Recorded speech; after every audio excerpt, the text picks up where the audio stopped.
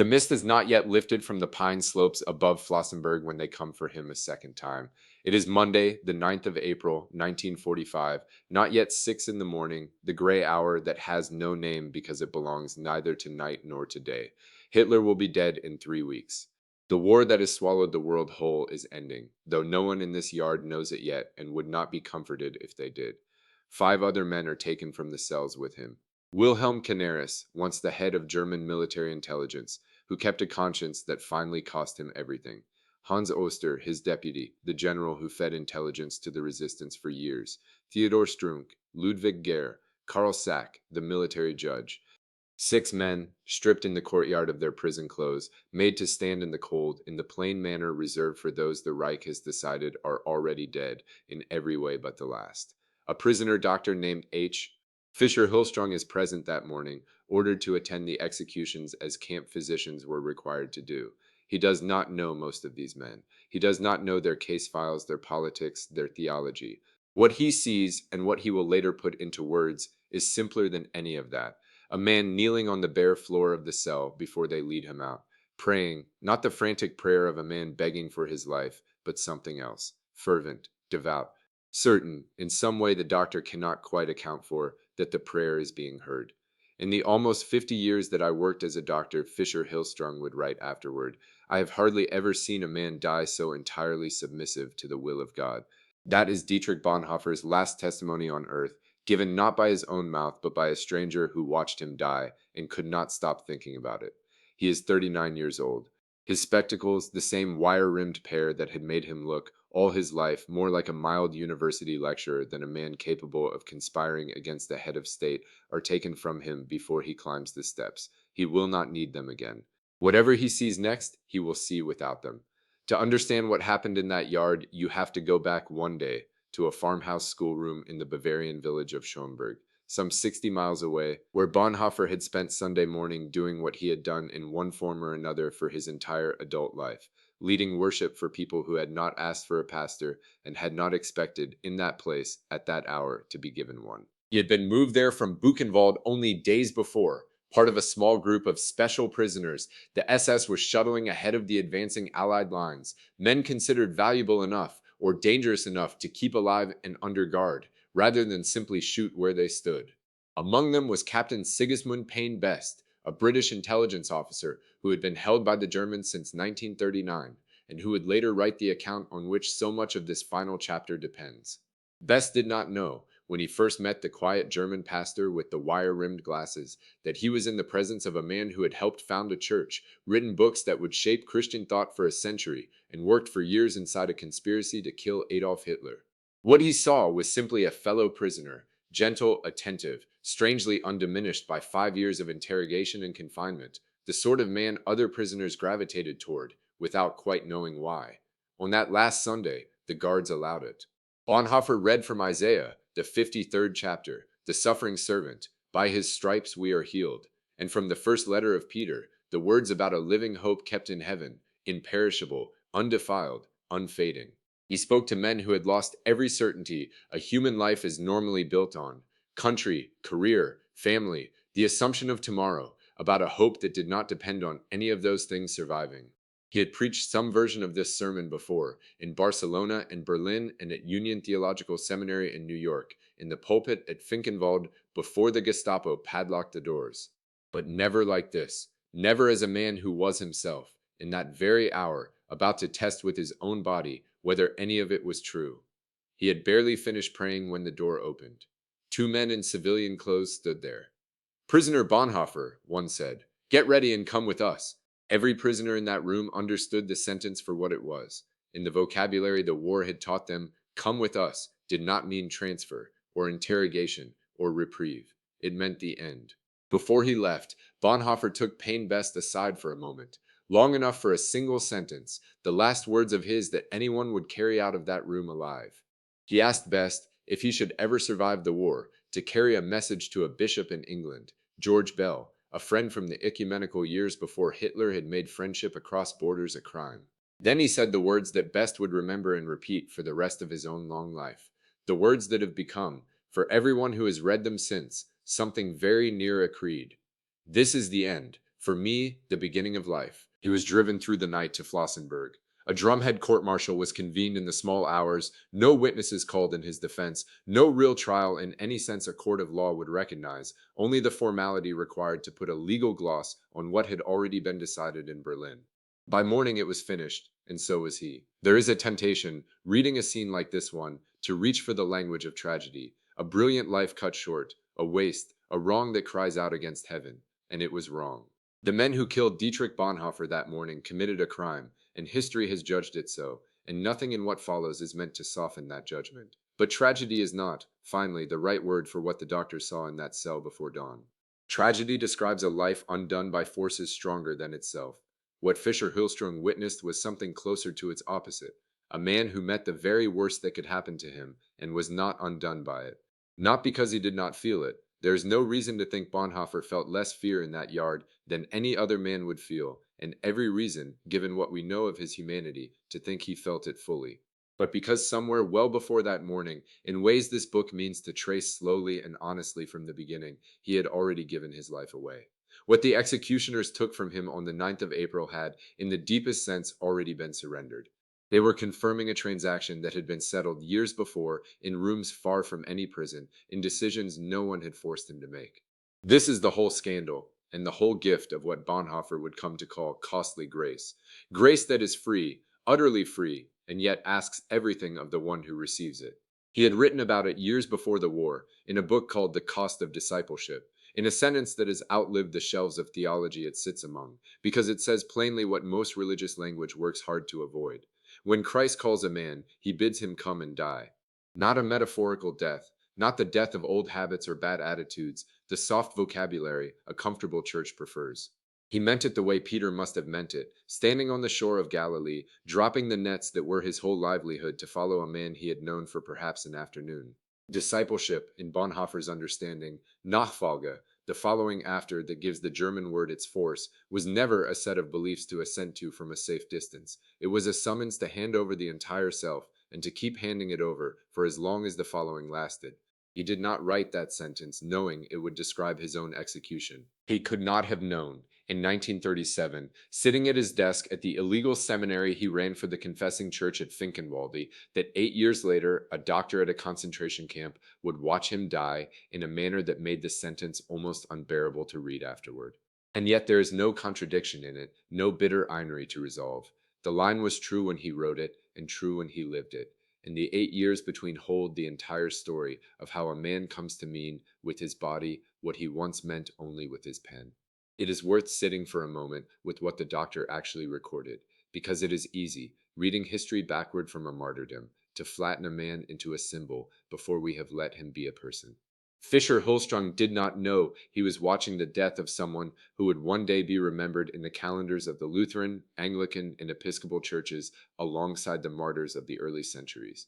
A witness among witnesses, his name entered into the same company as Stephen and Perpetua and Polycarp, men and women whose deaths were themselves a form of preaching.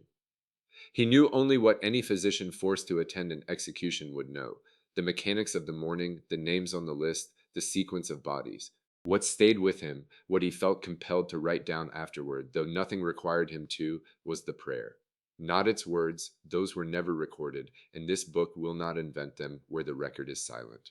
Only its posture, its evident sincerity, and the strange fact that a man about to be hanged by the regime he had spent years working to bring down looked, in that final quarter hour, entirely at peace. That peace is the reason this book exists. Not the death alone. Germany in those years produced more martyrs, known and unknown, than any accounting will ever fully number, and Bonhoeffer would be the first to insist that his death was no more precious in God's sight than that of the conspirators hanged beside him, or the countless others who died in the same camps without a name anyone remembered to write down. What draws readers back to this particular life, letter by letter and decision by decision, is the question the piece itself seems to ask of us. How does a man arrive at a gallows in 1945 with that kind of composure?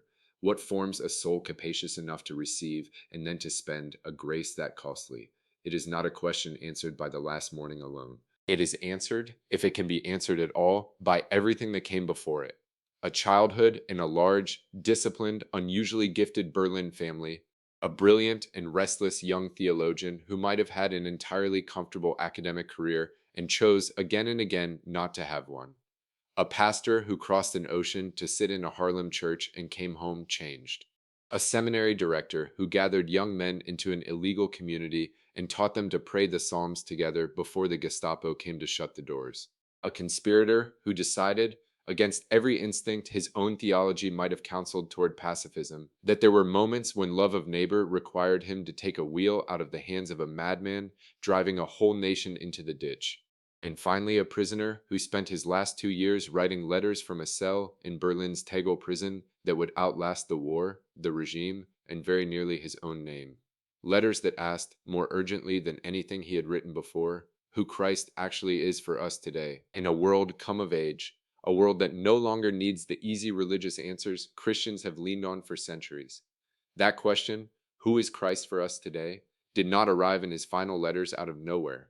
It is the question his whole life was built to ask, from the first serious theological argument he ever made as a 21-year-old doctoral student to the last sermon he preached in a farmhouse schoolroom the day before he died. Everything this book will walk through, Berlin and Barcelona, Harlem and Union Seminary, Finkenwalde and Edel, Tegel and Buchenwald, and finally Flossenbürg, is the record of one man's answer to it, worked out not primarily in his books, though the books are extraordinary, but in the accumulating weight of his decisions. A life, in other words, is the only adequate commentary on a question that big. Bonhoeffer knew this. It is why he wrote, from his prison cell, that only the suffering God could help, that faith, which does not cost anything, is not faith at all, only its shadow. The guards who led him to the gallows that morning did not know they were closing the last chapter of that commentary. They were following orders issued in a panic, days before the camp itself would be liberated, days before the men who signed the order would themselves be facing very different tribunals. History does not always announce its hinge points with the solemnity they deserve. This one arrived as most executions do. Early, cold, procedural, over within minutes, the body left for the disposal that Nazi camps had made grimly routine. And yet something in that ordinary, brutal morning refused to stay ordinary. A doctor who had seen a great many men die wrote down what he saw because he could not simply file it away with the rest. Word of the last words to Payne Best made its way, against all the odds of a collapsing war, out of that camp and back to England, back to Bishop Bell, back eventually into print, so that people who never met Dietrich Bonhoeffer would come to know the last thing he was heard to say before he died. This is the end, for me, the beginning of life. It is where his story on earth stops. It is not, this book will try to show, where his story with God begins. That beginning lies further back, in a nursery in Breslau, in a family dinner table where a mother taught her children to pray, in a decision made by a restless young man that theology was worth an entire life. To understand the peace in that yard at Flossenbürg, we have to go looking for its sources, and the search does not start with a man already finished. It starts with a boy. The house at Wangenheimstrasse 14, in the Grunewald district of Berlin, kept time the way a monastery keeps time.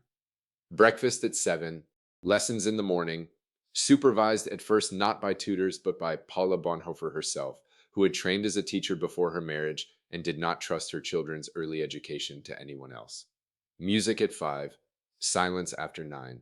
8 children moved through these hours: Carl Friedrich, Walter, Klaus, Ursula, Christine, the twins Sabine and Dietrich, and the youngest, Suzanne, and the household absorbed them all without losing its shape. A visitor who came to dinner in 1913 would have found a table crowded with elbows and arguments, a father who listened more than he spoke, and children who had learned, long before they could have explained why, that a claim unsupported by evidence would not survive the meal. Karl Bonhoeffer was one of the most distinguished psychiatrists and neurologists in Germany, professor at the University of Berlin, a man who measured his words as carefully as he measured a patient's reflexes. He did not raise his voice, he did not need to. His children feared his silence more than another father's shouting, because his silence meant a claim had failed and everyone at the table knew it. He had no patience for vagueness, for sentiment dressed up as thought, for a child who used 3 words where one would do. This was not coldness. Those who knew Karl Bonhoeffer well, and his son Dietrich among them, all his life, understood it as a kind of love that refused to lie to its object. He wanted his children's minds sound, and he built a house where sound thinking was the price of being taken seriously. Paula Bonhoeffer supplied what the house's rigor might otherwise have starved. She was the granddaughter of Karl Alfred von Haas, a church historian of real stature, and she carried into her marriage a faith her husband did not share and never pretended to. Karl Bonhoeffer called himself, without apology, a man for whom the claims of religion had not been demonstrated. And he raised no objection when his wife taught the children scripture and hymns and led them, on Sunday evenings, in the simple household prayers that a scientist's home did not require, but a mother's love insisted upon. It was here, at this table, in this ordinary domestic liturgy, that Dietrich Bonhoeffer received his first sense that faith was not the opposite of rigor. His mother did not flinch from questions. She answered them patiently, the way she answered questions about grammar or geography, and the children absorbed the lesson underneath the lesson, that the things of God could be examined as searchingly as anything else, without either collapsing under scrutiny or needing to be shielded from it. This was the seedbed, long before Dietrich Bonhoeffer had a word for it, of what he would later call life together, the conviction that shared prayer and honest speech belonged in the same room, at the same table, without contradiction. He was born on February 4th, 1906, in Breslau, the sixth and seventh children arriving at once, twins, a boy and a girl, Dietrich and Sabine. Of all the bonds in that crowded household, this was the one that shaped him most. Sabine Bonhoeffer would later write of their shared childhood with a tenderness that time never wore down. She remembered a brother who noticed things she noticed, the particular gold of late afternoon light through the pines near their grandparents' estate at Friedrichsbrunn, the sound the wind made in a particular stand of trees, and who could sit with her in silence long enough that the silence itself became a kind of conversation. Where some of the Bonhoeffer children took after their father's cool analytic temper, the twins shared something more porous, an attentiveness to beauty, to grief, to the unspoken weather of a room. Sabine remembered Dietrich as a boy who cried easily and was not ashamed of it, who loved music with a physical hunger, who could be argued into silence but never quite argued out of a conviction once it had settled in him. She was, by her own account, the more anxious of the two. He was the one who steadied her. It is not too much to say that in Sabine, Dietrich Bonhoeffer first practiced the discipline of really seeing another person, a discipline his theology would later insist was inseparable from seeing God. That closeness was tested early and by grief. In the spring of 1918, Dietrich's older brother Walter, 18 years old and newly sent to the front, was wounded in the war and died within days. He was the second of Karl and Paula's sons, a young man the household had loved without complication, and his death broke over the family with a force none of the children had yet been asked to carry. Paula Bonhoeffer's mourning was severe enough that for a time she could barely leave her room. The house that had run like clockwork went quiet in a different register than its usual evening silence. Quiet the way a house is quiet after a door has been closed on something that will not come back. Dietrich was 12. He watched his mother's grief and his father's contained, undemonstrative sorrow, and something in him took the full weight of what death actually costs a family, not an abstraction from a catechism, but an empty chair, an unfinished letter, a mother who did not sing for months. Bonhoeffer's theology would return again and again across his life to the reality of death faced without evasion, to a faith that did not flinch from the grave because it had already looked at one closely from childhood at the family table. Grief in that house was not hidden from the children in some genteel Victorian gesture of protection. It was lived in front of them, and they were expected to bear it as everything else in that house was born, honestly, without dramatics, and together. It was into a household recovering from that loss, only a year later, that Dietrich Bonhoeffer, not yet 14, made an announcement that startled everyone at the table. The Bonhoeffer sons were, by that point, already declaring the shapes their lives would take, and the shapes were uniformly scientific. Carl Friedrich, the eldest, was moving toward the physical chemistry that would make him one of Germany's most respected scientists. Klaus was reading law with the same clear-eyed rigor their father brought to medicine. The family's whole cultural instinct ran toward the university faculties that dealt in what could be measured, tested, and defended by evidence. Faculties Karl Bonhoeffer himself represented at the highest level in Berlin. The church, in the eyes of these clever, well-read brothers, belonged to a different and lesser category of human endeavor. It was, they told their younger brother over dinner one evening, a poor and feeble institution, small-minded, unambitious, the kind of career a man settled for when he lacked the nerve for something harder. They did not say this to wound him. They said it the way brothers say things to test each other, confident that the youngest among them, clever as he was, would see the obvious force of the argument and choose something worthier of the family name. Dietrich Bonhoeffer had already told them what he intended to study: theology. He meant to become a pastor and a teacher of the church. His brothers pressed their case, certain the matter would resolve itself in their favor, the way any well-reasoned argument resolved itself at that table. And Dietrich, still a boy of 13, gave them an answer none of them expected and none of them ever forgot. If the church was as weak and as trivial as they said, he told them, then he would reform it. It was not bravado, though it must have sounded like it to brothers twice his experience in the world. It was, in its way, the truest expression of the household that had made him. He had been raised to believe that a claim once made had to be defended with evidence and lived out with consequence, and he applied that inheritance to the very faith his brothers thought beneath serious consideration. He did not answer their skepticism with sentiment. He answered it with a decision. If the church needed remaking, he would be one who remade it. The Bonhoeffer household had taught him to think that way about everything else. It should not have surprised anyone, though it did, that he thought that way about God.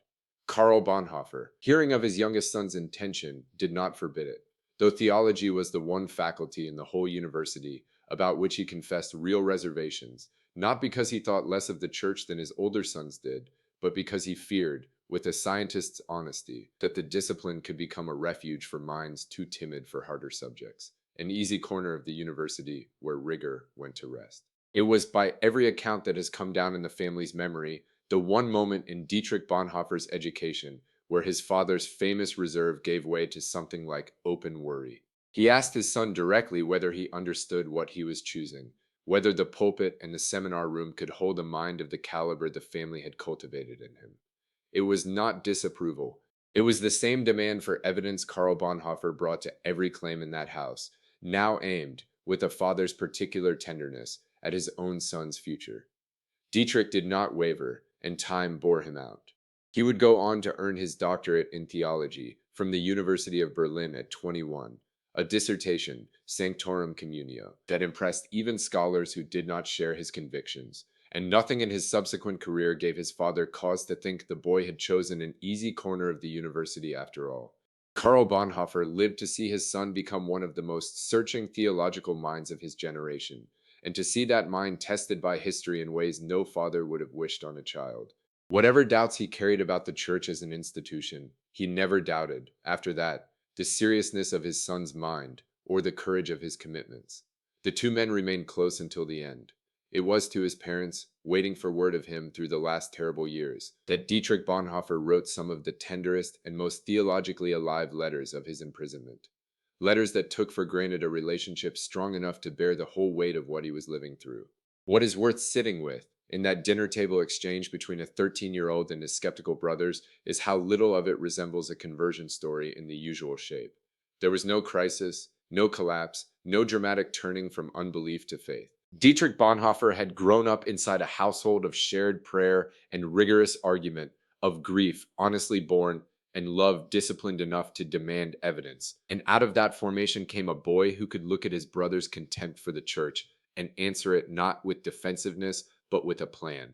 This is, in miniature, the whole shape of the discipleship he would later write about and finally live out unto death. Not a leap away from reason into feeling, but a decision made with his eyes open, in full knowledge of what the decision would cost him among people whose good opinion he valued. Nachfolge, the following after, begins, in Bonhoeffer's own account of the gospel, with a call that interrupts an ordinary life and asks for everything. It began for him in its first recognizable form at a dinner table in Grunwald, among brothers who loved him enough to challenge him, and a father grave enough to ask if he understood the cost. Sabine remembered that year too, though from the vantage of the twin who would not follow her brother into theology. She had watched him settle into his decision the way he settled into everything, quietly, completely, without the need to argue further once his mind was made. The two of them would walk together at Friedrichsbrunn in the summers that followed, and she recalled him carrying his decision the way he carried everything serious, lightly on the surface, immovably underneath. She did not always understand where his convictions were taking him. She would understand it less and more painfully in the years to come, when the racial laws of the Third Reich made her Jewish husband and her own children a target of the state her brother's church was learning, slowly and at terrible cost, to resist. But in that earlier, gentler decade, brother and sister walked the same woods, breathed the same air, and carried between them the wordless understanding twins are said to share. An understanding that would later make Sabine one of the first people in the family to see, without illusion, exactly what her brother's faith was going to demand of him. The household at Wangenheimstrasse 14 could not have known in 1919 what it was forming. Karl Bonhoeffer wanted his children's minds sound. Paula Bonhoeffer wanted their souls fed. Walter's death had taught them all that love does not exempt a family from grief, and Sabine had already shown her twin brother that another person could be truly seen.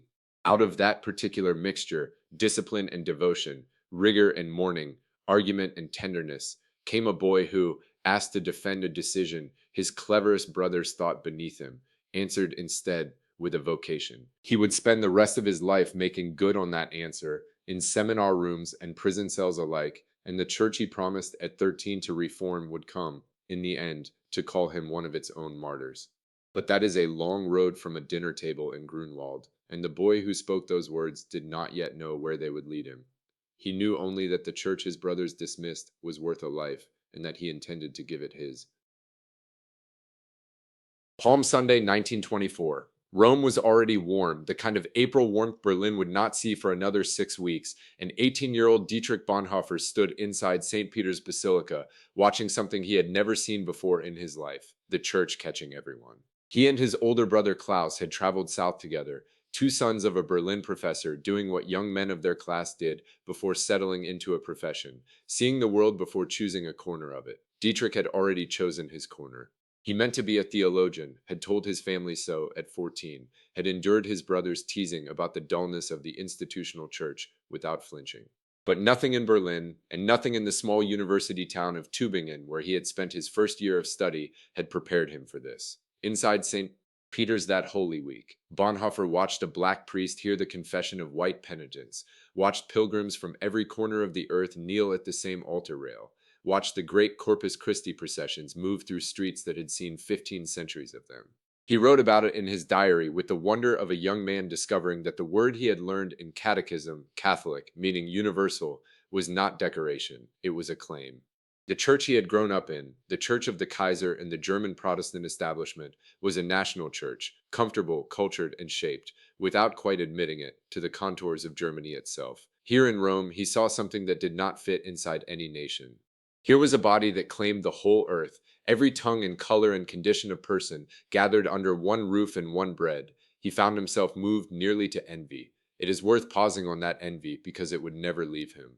Bonhoeffer remained, to the end of his life, an unshaken Lutheran. The theology he would build, the seminary he would run, the resistance he would join, all of it grew out of Wittenberg, not Rome. But the Rome of 1924 planted a question in him that his own tradition had not yet made him ask. Is the church one thing among the German people, or one thing among all peoples?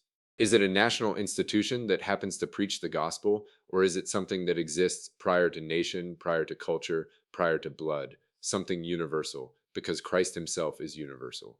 15 years later, when the German Christians tried to fold the church into the swastika and the Aryan paragraph, Bonhoeffer would already know in his bones that the answer had to be no.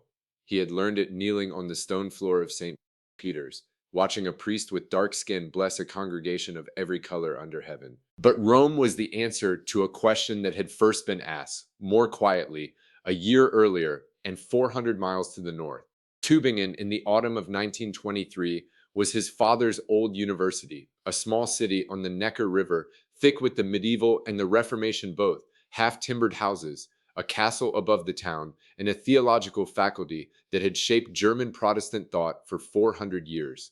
Bonhoeffer arrived there at 17, the youngest in his family to leave for university, and joined the same student corps his father and grandfather had joined before him, complete with its dueling scars and its beer hall camaraderie. He fenced, he drank with his fraternity brothers. He looked, from the outside, exactly like what he was, a well-bred young man from a distinguished family, following custom. But in the lecture halls, he was doing something else.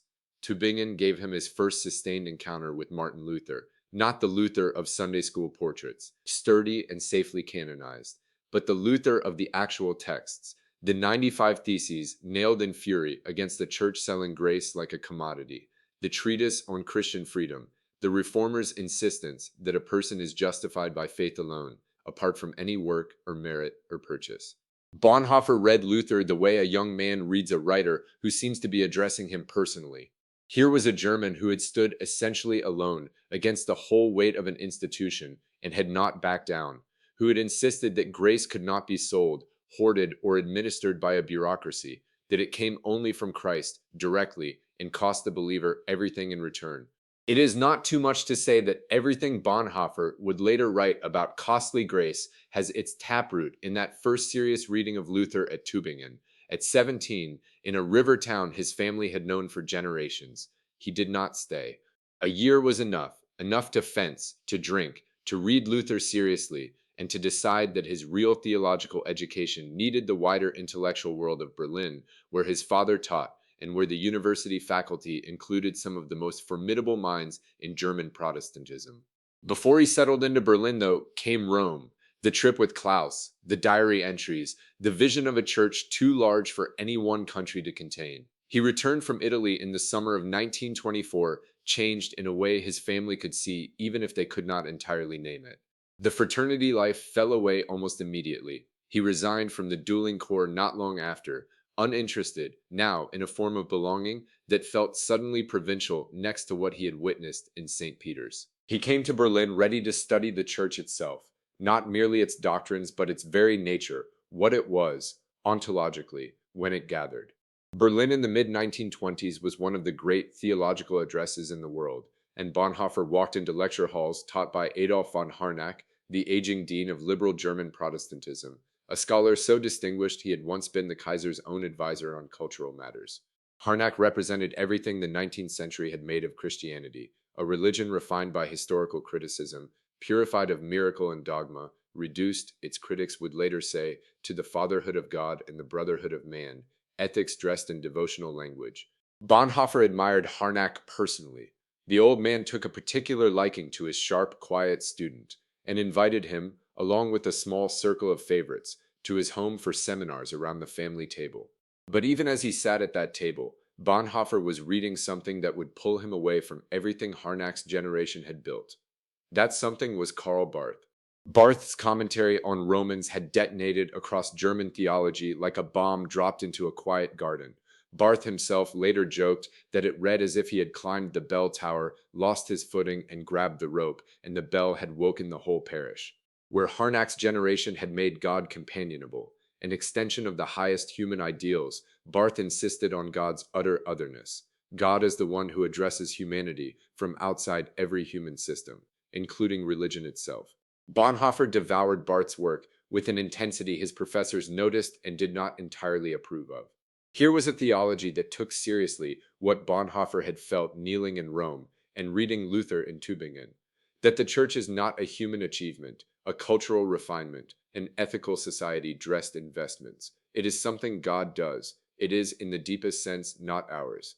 Out of these three encounters, Luther's insistence on grace as gift rather than transaction, Rome's vision of a church too vast for any nation, Barth's thunderous reminder that God cannot be domesticated. Bonhoeffer sat down to write his doctoral dissertation. He was 21 years old. The dissertation was called Sanctorum Communio, the Communion of Saints, and it remains one of the most startling pieces of theological writing ever produced by someone so young. His supervisor, Reinhold Seeberg, was a conventional enough scholar, more comfortable with Harnack's world than Barth's, and he seems to have understood only imperfectly what his student had actually accomplished. What Bonhoeffer had accomplished was this. He had taken the oldest and most abstract question in ecclesiology, what is the church, and answered it in a way that fused serious sociology with serious theology, refusing the false choice between the two. The church, Bonhoeffer argued, is not primarily an institution. It is not a building, not a hierarchy, not a set of doctrines to be affirmed, not even, strictly speaking, a gathering of individually saved souls who happen to meet on Sundays. All of those descriptions treat the church as a thing added onto Christian life from the outside, a container the gospel happens to be poured into. Bonhoeffer wanted to say something more radical, and he said it in a phrase that would echo through the rest of his theology and eventually through the rest of his life. The church is Christ, existing as community. Christus als Gemeinde existierend. Not Christ present to the community from a distance, blessing it occasionally with his spirit. Christ actually taking form as the community itself, present in the concrete, particular sociological reality of people bound to one another in love and responsibility. When two or three are gathered, when believers bear one another's burdens, confess to one another, forgive one another, that gathering is not merely commemorating Christ or representing him symbolically. It is, in a real and mysterious sense, Christ's own continuing presence in history. This was not the disembodied idealism of the 19th century, nor was it institutional Catholicism transplanted onto Protestant soil. It was something Bonhoeffer had worked out with real sociological rigor. He had read Max Weber and Ferdinand Tönnies and the emerging discipline of the sociology of religion, with the same seriousness he brought to Scripture, insisting that theology could not simply wave away the actual, structured, human shape that Christian community takes. A church is made of people who eat together, argue together, confess wrongs to one another, and bear each other's weight. Bonhoeffer refused to let theologians treat that concrete social fabric as an embarrassment to be theorized away. The social form was not incidental to the gospel. It was where the gospel became visible. Karl Barth, when he eventually read the dissertation, was startled. He called it a theological miracle, remarkable coming from a scholar not yet known to him, working largely outside Barth's own immediate circle, and still in his early 20s. It is not hard to see why.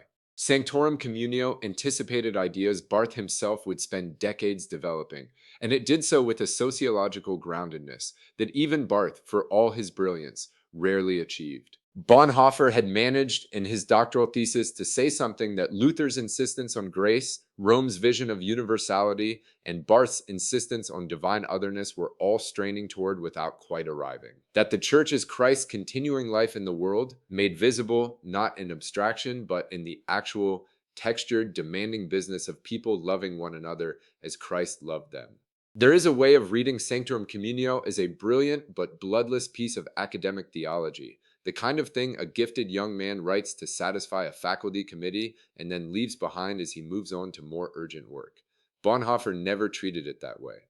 Everything he would do for the rest of his life was, in one sense, an attempt to live out what he had argued at 21. If the church is Christ existing as community, then a church that excludes people on the basis of blood is not merely making a bad policy decision, it is denying its own nature, ceasing, in some real sense, to be the church at all. If the church is Christ's continuing presence rather than a national institution, then no government, however popular, however loudly it claims to speak for the nation's soul, has the authority to reshape it. If Christian community is bearing one another's burdens rather than affirming a set of doctrines from a comfortable distance, then a seminary has to be lived, not merely taught.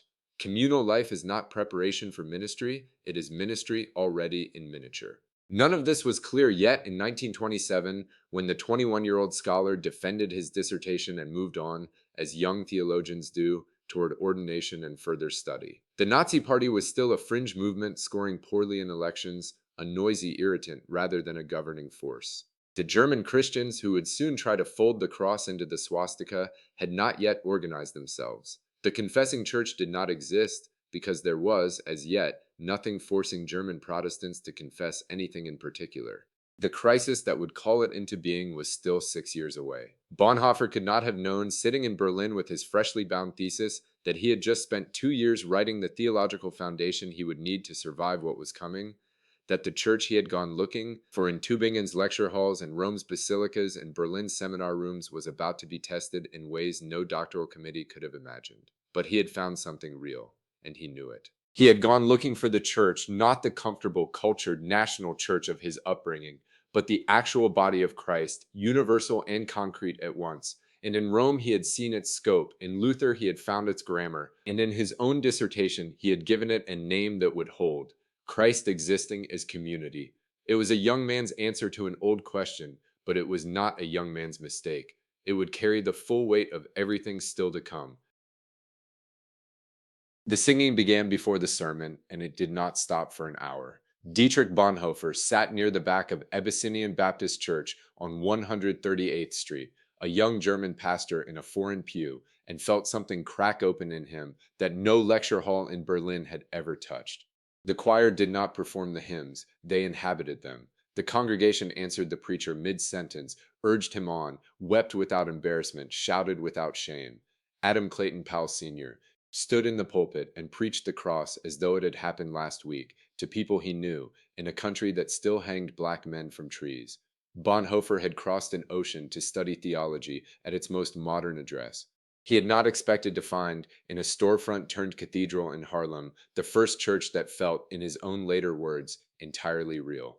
He had come to New York in the autumn of 1930 as a fellow at Union Theological Seminary, one stop on a young academics tour that his teachers in Berlin had arranged and half envied. Union was the flagship of American liberal Protestantism, confident, socially engaged, allergic to dogma, and Bonhoeffer, freshly credentialed at 24 with a doctorate and a licentiate already behind him, arrived expecting to be stretched. He was, but not in the direction anyone had planned.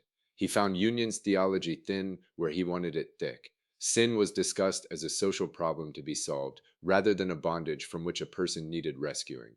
Grace was assumed, rather than astonished at. Students argued policy with passion and argued the resurrection with a shrug. Bonhoeffer, trained in the Reformation's hard grammar of law and gospel, of a God who judges before he saves, wrote home that he had found in New York a theology without God, a phrase historians still argue over the precise wording of, but not the substance of his complaint. He called what he found there, in one of the phrases that has followed him ever since, Protestantism without Reformation, a Christianity so at home in its culture that it had forgotten it was ever supposed to be strange.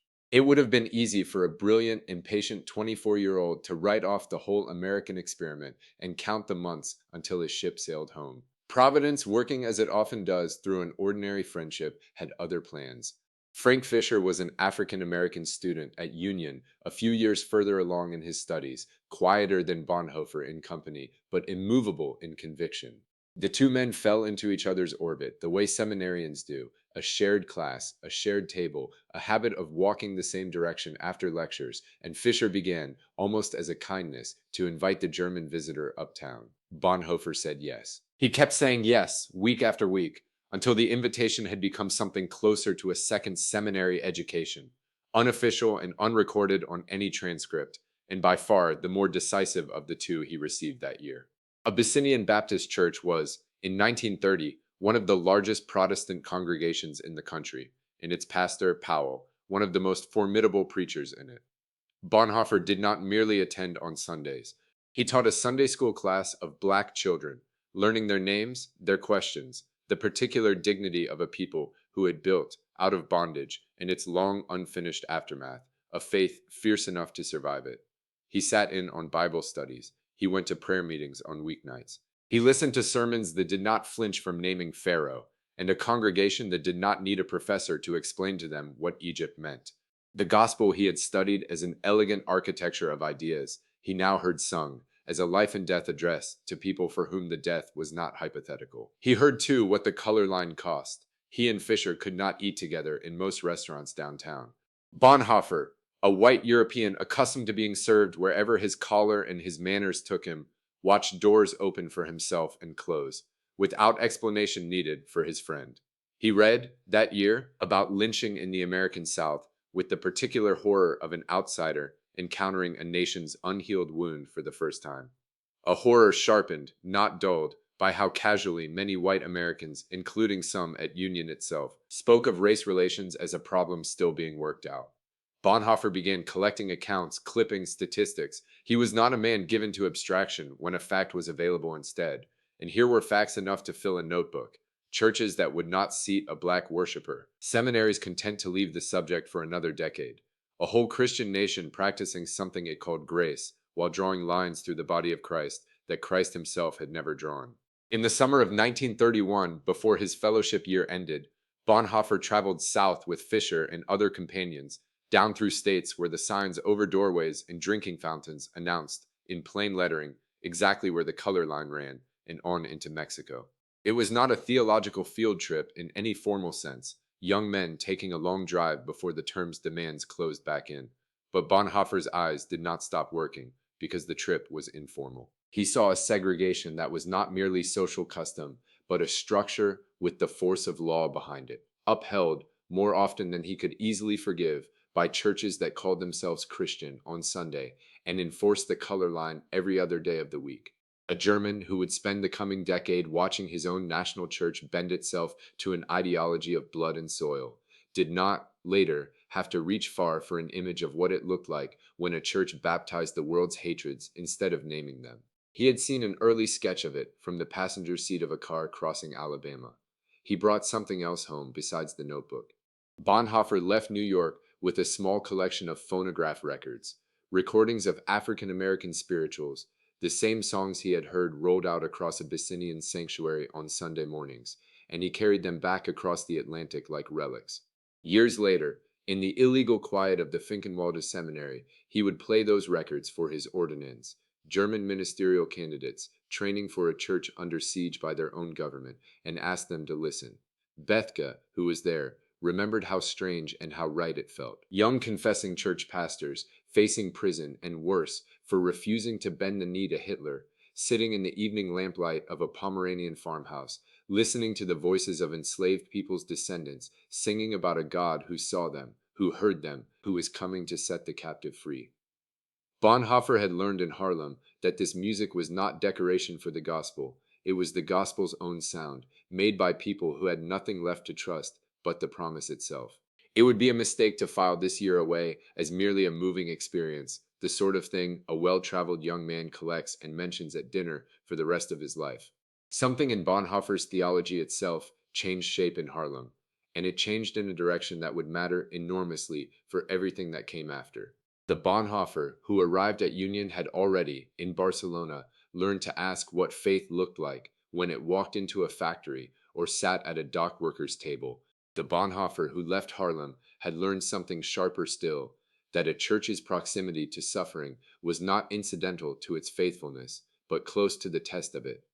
Abyssinian did not preach a softer gospel than the white churches downtown preached. It preached, if anything, a harder one, a gospel that assumed a hearer needed real rescue because real chains were on him, and it preached that harder gospel with a warmth, a bodily joy, an unembarrassed hope that the seminars back at Union had somehow managed to lose, along with their doctrine of sin. Grace that cost nothing had no purchase in that sanctuary.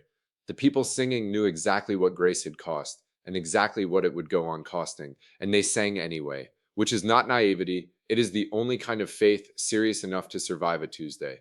He returned to Germany in the summer of 1931, a different theologian than he had left, though it would take his own church several more years to discover how different and how much that difference would cost him to keep. He began almost immediately to press the question of race in the church in his own country's terms, writing, teaching, arguing in faculty rooms that had never had to think seriously about who belonged at the table because their table was so uniformly, unreflectively white. When the German church, within 2 years of his return, began drafting its own color line, the Aryan paragraph, which would have barred Jewish Christians from ordained ministry, Bonhoeffer recognized the shape of it immediately. He had eaten dinner with a man who could not sit beside him at a downtown lunch counter. He knew exactly what a church looked like when it let the world's hatred write its membership rolls, and he knew, from the inside of Abyssinian sanctuary, what a church looked like when it refused. There is a particular grace in this, worth pausing over before the story moves on to darker rooms.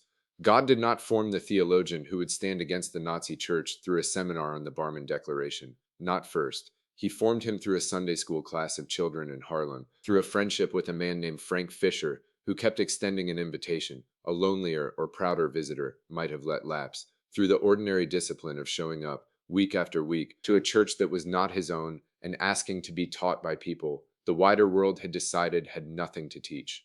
Bonhoeffer's theology of costly discipleship, the conviction, not yet named in those terms but already taking root, that the gospel calls a person to lose something real in order to gain what is realer still, did not arrive to him first as an argument. It arrived as a sound, a congregation singing of freedom they did not yet possess, in a church their oppressors' descendants would not enter, because the God they were singing to had never asked them to wait for freedom before they trusted him for it. He would write, in the years still ahead of him, about the difference between grace that asks nothing of a person and grace that asks everything, the distinction that would become the theological center of his life, and the reason the Gestapo eventually came for him. It is worth asking where a young, gifted, comfortable German pastor first learned to see the difference with his own eyes rather than merely argue it in a lecture hall. Harlem is not the whole answer, but it is not a small part of it either. Bonhoeffer went to Union Theological Seminary to finish an education. He left having begun one in a Baptist sanctuary on 138th Street, taught by a Sunday school of children, a friend named Frank Fisher, and a congregation that sang the cross the way people sing, who have actually had to carry one. He would carry his own before too long. When he did not carry it alone, and he did not carry it as an abstraction. He carried it the way he had learned to see it carried, with hands, with feet, with a whole body, given over to a hope that cost something and was, for exactly that reason, worth everything. The seminary he would one day build at Finkenwalde, the community of shared prayer and shared bread and honest confession he would call life together, had one of its quiet foundations poured in Harlem, in a year he had expected to spend mostly in libraries. God is not often so obliging as to arrange his providences where a biographer can point to them cleanly. This once he nearly was. On the evening of February 1st, 1933, a 26-year-old lecturer sat before a radio microphone in Berlin and began to speak about leadership. 2 days earlier, Paul von Hindenburg had named Adolf Hitler Chancellor of Germany. The crowds had marched with torches down the Wilhelmstrasse that same night, close enough that Bonhoeffer could have watched them from a window. Now he was giving a talk, arranged weeks before the world changed, on the difference between a leader who serves those he leads and a leader who makes himself their idol. He warned that a Führer who let himself be worshipped was mocking God. He was still speaking when the broadcast went dead. No one is ever established with certainty whose hand cut the signal, or whether it was cut for the reason it seems to have been cut. But the timing needs no embellishing. 2 days into the new Germany, a young theologian tried to say publicly that leadership divorced from responsibility to God curdles into idolatry, and the nation did not get to hear him finish. It is one of those moments the church has learned to treasure, not because it changed anything by itself, for it did not, but because it shows a man's instincts arriving before his arguments had caught up to the moment. Bonhoeffer did not yet know what was coming. He knew enough to name the danger before it had a name of its own. What was coming arrived faster than almost anyone in the German churches thought possible. Within weeks, a movement calling itself the German Christians, Deutsche Christen, began pressing to remake German Protestantism in the image of the new state. They were not a fringe. They held rallies in church buildings, wore the swastika pinned beside the cross, and spoke of a positive Christianity, cleansed of what they called its Jewish accretions. By July 1933, in church elections conducted under heavy pressure and outright intimidation, they won control of most regional church governments. A Nazi-sympathizing pastor named Ludwig Müller was installed, with Hitler's open backing as Reich bishop over a newly unified German evangelical church. Bells were rung, hymns were sung. The German church, or a great part of it, had folded itself into the Reich in a matter of months, and called the Folding Revival. At the center of the German Christians' program stood something they called the Aryan Paragraph, a proposal to bar from church office anyone of Jewish descent, including pastors who had been baptized and ordained, some of them decades before Hitler was born. It was not, in its authors' minds, a break with Christian faith. It was the church catching up to the nation. Blood and soil, they argued, were simply how God had ordered creation. The church that ignored this was sentimental, unrooted, out of step with the people it was meant to serve. Bonhoeffer understood immediately what this was, not a policy dispute, a different gospel. He said so in an essay that April, the Church and the Jewish Question, written while the Aryan Paragraph was still being debated rather than enacted. It is not a flawless document. Later readers have rightly noted its limits, the ways it still moved within categories of its time, but its central claims were extraordinarily clear for the moment in which they were made. The Church, Bonhoeffer wrote, has an unconditional obligation toward the victims of any social order, even one it does not directly oppose. And there might come a time, he said, when the church is called not merely to bandage the wounded who fall under the wheel of the state, but to seize the wheel itself. He put those words on paper in the spring of 1933, before the boycotts of Jewish businesses had run their course, years before the Nuremberg laws, a decade before anyone in Germany could name Auschwitz. He was not predicting the Holocaust. He was naming, with a young man's clarity and a theologian's precision, that the church's first loyalty could never be to blood or nation, and that a church willing to expel baptized Christians on racial grounds had stopped being able to call itself church at all. Not everyone around him saw it so quickly. Men Bonhoeffer deeply respected still hoped in the summer of 1933 that this German Christian fever might break on its own, that patience and quiet reform might do what confrontation could not. Bonhoeffer had less patience than most, and he had reasons for it that were personal as well as theological. His twin sister Sabine was married to Gerhard Liepholz, who came from a Jewish family, and Bonhoeffer had watched what pressure could do to a marriage, a career, a life, well before he watched what it could do to a church. That summer he traveled to Bethel, a church community near Bielefeld, devoted to the care of people with epilepsy and disabilities, to help draft a confession of faith meant to give German Protestants a theological line they would not cross. The Bethel Confession, as it came to be called, was strong in its early drafts, clear about the church's Jewish roots, clear that a German Christian church was no longer confessing Christ crucified. By the time it passed through committees and compromises, much of that clarity had been sanded down. Bonhoeffer was heartbroken by the final document and refused to sign it in the form it took. It was his first real taste of a lesson he would learn again and again in the years ahead, that institutions built to reach consensus will trade away conviction for peace almost every time, and that someone has to be willing to stand outside the consensus if the conviction is going to survive at all. He did not stay in Germany to fight that particular battle to its end. In the autumn of 1933, worn down and uncertain what use he could be at home, he accepted a call to serve two small German-speaking congregations in London. Some later readers have wondered whether this was a retreat. It was not idle. From London, Bonhoeffer kept up a relentless correspondence with the resistance forming inside German Protestantism, wrote to church leaders abroad urging them not to recognize Müller's Reichschurch as legitimate, and used his position outside Germany to say things that would have been dangerous to say from inside it. Exile, for him, was never separate from the fight. It was another angle on it. Inside Germany, the resistance he corresponded with was taking a shape of its own. In September 1933, Martin Niemöller, a decorated U-boat commander turned pastor, a man whose politics were at that point far more conservative and nationalist than Bonhoeffer's, helped found the Paardenotbund, the Pastors' Emergency League. Its founding document was simple almost to the point of severity. Pastors who signed pledged to reject the Arian paragraph, to hold to Scripture and the historic confessions as the sole standard of church teaching, and to assist any pastor persecuted for holding that line. Within months, thousands of pastors had signed. It was not yet a church, it was a pledge among churchmen that they would not let their church become something else without saying so out loud. The saying out loud came in the last week of May 1934 in the industrial city of Barmen, in a synod that had no legal standing, the German state recognized, and every standing that mattered. Delegates from confessing congregations across Germany gathered there. Lutheran, Reformed, United, men who disagreed about baptism and the Lord's Supper and church polity, and had disagreed about them for 400 years, and produced the document known ever since as the Barmen Declaration. Its principal author was the Swiss Reformed theologian Karl Barth, and its central claim cuts through every qualification German Christian theology had built around itself. Jesus Christ, as he is attested to us in Holy Scripture, is the one word of God whom we have to hear, and whom we have to trust and obey in life and in death. We reject the false doctrine that the church could and should recognize as a source of its proclamation, apart from and besides this one word of God, yet other events, powers, historic figures, and truths as God's revelation. It does not mention Hitler by name, it does not need to. Every person at Barmen knew what other events, powers, historic figures the Declaration had in mind, and every person who later tried to read Barmen as a piece of political strategy has missed what its authors meant by it.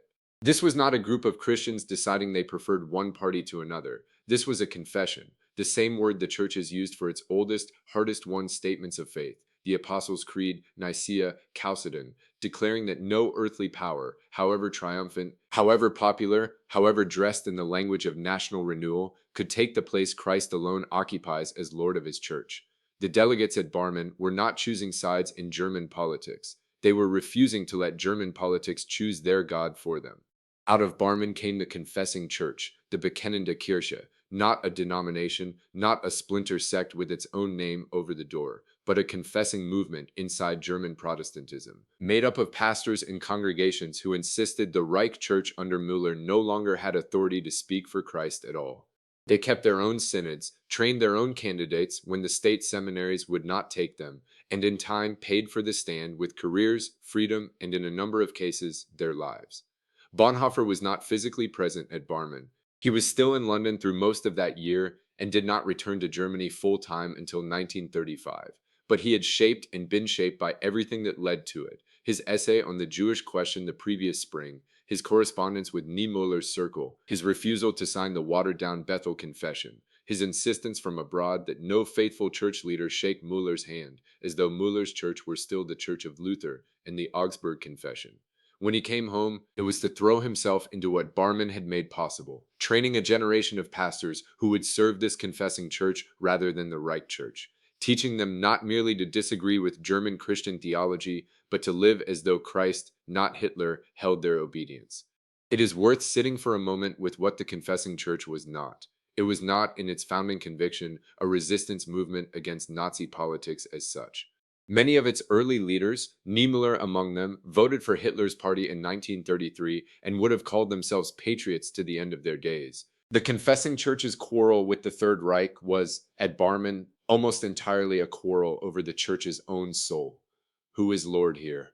Who gets to define what this community believes and preaches and how it chooses its ministers? Some confessing Christians would go no further than that quarrel their whole lives. Some, including Niemöller for a long stretch, held views about the Jewish people that make uncomfortable reading today. Views the confessing church as a body never fully repented of until well after the war, and some not even then. Bonhoeffer is remembered rightly as the one who saw furthest and fastest, who understood in 1933 what many good and sincere pastors would not understand until much later, if they understood it at all, that a church willing to bar baptized Jews from its pulpits on racial grounds had already surrendered Christ, whatever confessions it still recited on Sunday, and that the crisis was never only about who controlled the church. It was about who was suffering outside its doors while the church argued over its constitution. He would spend the rest of his short life pressing the confessing church to see further than Barmen had asked it to see, not merely to keep its own house in theological order, but to speak and act for the Jewish neighbors the Reich was already grinding down. He did not always succeed. The confessing church, brave as it was, never became the church of Bonhoeffer's essay on the Jewish question. It never, as a body, seized the wheel. Individual members did. Many paid for it. But Barmen mattered, and matters still, because it drew a line that has not moved since. The church does not exist to bless the nation's story about itself. It exists to confess Christ, and when the nation's story and Christ's lordship come into open conflict, the church that still deserves the name will choose Christ, whatever it costs in comfort, unity, or standing with the powers of the day. That was the whole of what the confessing church said in 1934 in a synod hall in Barmen that no government in Berlin recognized. It did not feel, to the men and women who said it, like the beginning of a martyrdom. It felt like obedience, plain and immediate, to a Lord who had never asked them to be safe. Bonhoeffer came home from London that year, already looking past the confession toward the discipleship it demanded. A declaration, however clear, is not a life. He had spent his 20s learning theology from Harnack and Barth, learning what a church looks like from Rome and Harlem, learning that doctrine without obedience is a house built on sand. Now he wanted to build something the confessing church itself had not yet built, a place where young pastors would not simply agree with Barmen's words, but be formed, day by day, in the costly grace those words were meant to protect. The Reich Church could keep its bishops and its buildings and its blessing from Berlin. Bonhoeffer wanted to know what it would look like to gather a handful of men in a borrowed house by the Baltic Sea and teach them to follow Christ as though following him were, in fact, the whole of what it meant to be alive. The bell rang at 5:30, and by 6 the house was silent, not sleeping, silent. 20-some young men sat with open Bibles in the cold half-light of a converted manor house in the Pomeranian woods, each of them alone with a single verse he had been given a week before, told to sit with it, turn it, let it work on him, rather than the other way around. No commentaries were permitted, no cross-referencing, no clever exegesis reaching for the next verse before this one had finished speaking. just the verse and the silence, and whatever God intended to do with a man in the space between them. Dietrich Bonhoeffer sat among them. That mattered more than almost anything else that happened at Finkenwalde. The director of the seminary did not send his students into a discipline he excused himself from. He kept the same half hour of meditation, the same early rising, the same common table, the same failures of patience and temper that the others confessed to in the small groups that met before the day's work began. A seminary is only as honest as the man who runs it is willing to be about his own need for grace. And Bonhoeffer had learned in Harlem and in London and in the fracturing German church of 1934 that grace preached from a distance is not grace at all. It was costly grace or it was nothing. And the only way to teach the difference was to live inside it with the men he was training, not above them. The seminary had opened the year before, in April 1935, in a decrepit private school building at Zingst on the Baltic coast, leaking roof, no proper kitchen, borrowed furniture, and moved that June to Finkenwalde, an old manor house near Stettin with more room and, crucially, more quiet. The confessing church needed pastors who had refused the Reich Church's terms, and refusing was not enough. They needed men formed for a ministry that might cost them everything, and no faculty of a state university, however sympathetic, could form that. Bonhoeffer took the assignment almost eagerly.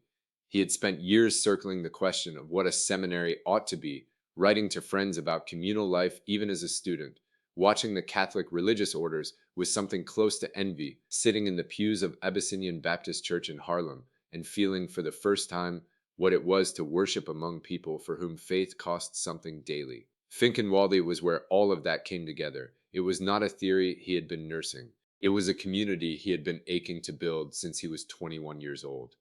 The Gestapo had already declared such seminaries illegal. The confessing church trained its ordinands outside the official system, unrecognized by the state, unpaid by any budget, but what congregations and friends could scrape together. And every man who came to Finkenwalde understood he was preparing for a ministry the government intended to make impossible.